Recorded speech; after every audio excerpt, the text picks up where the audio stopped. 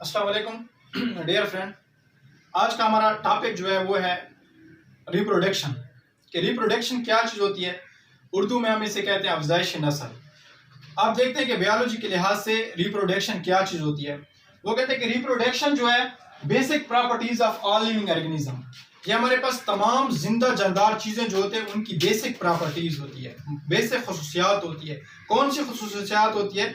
Means के ability of organism, के जानदारों की वो सलाहियत क्या काम करती है? प्रोड्यूस ऑफस्प्रिंग, अपनी ऑफस्प्रिंग अपनी नस्ल पैदा करते हैं। ठीक है, उसको हम किस इसका नाम देते हैं? रिप्रोडक्शन।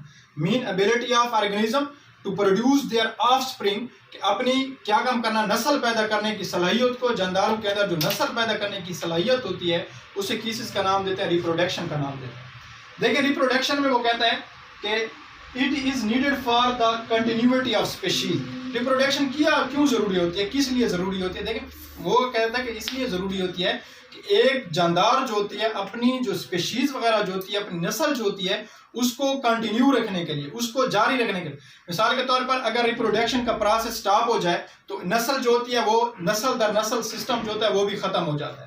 रिप्रोडक्शन की मदद से नस्ल दर नस्ल, जिस तरह दादा परदादा बाप, इस तरह ये प्रोसेस जो होता है जारी रहता है। वो किस तरह होता है? रिप्रोडक्शन से होता है। अब देखें वो कहते हैं कि हमने पढ़ा है कि ability of organism produce offspring. अब वो कहते हैं कि रिप्रोडक्शन के लिहाज रिप्रोडक्शन जो है दो टाइप्स हैं। क्या है? टू टाइप्स ऑफ रिप्रोडक्शन है।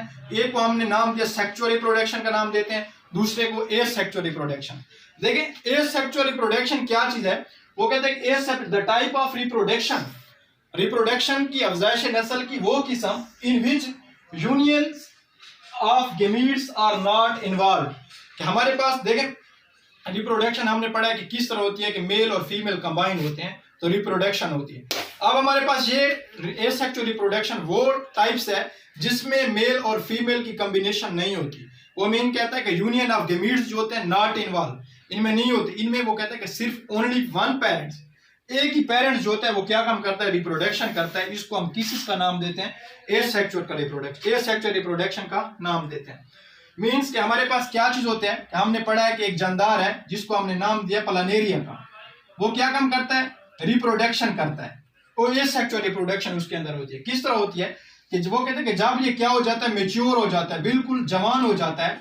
अब वो कहते हैं कि ये हाफ हिस्सों में टूटने लग जाता है। मीन कि पहले ये जवान है, ये क्या काम करेगा? ऐसा हिस्सों में टूटेगा। ठीक है, जब ये टूटेगा इसका ये हिस्सा भी किसके अंदर तब्दील हो जाएगा? दोबारा पेरेंट्स के अंदर तब्दील होगा। मीन्स के ये क्या काम करेगा? नशोनुमा करेगा। ठीक है, विदाउट सेक्स है, इसमें सेक्स इन्वॉल्व नहीं है। और इस प्रोसेस को, इस टाइप्स को हम किसका नाम देते हैं? Asexual reproduction. अब सेक्सुअल रिप्रोडक्शन क्या चीज है? वो कहते हैं कि types of reproduction in which involve in the union of male and female gamete.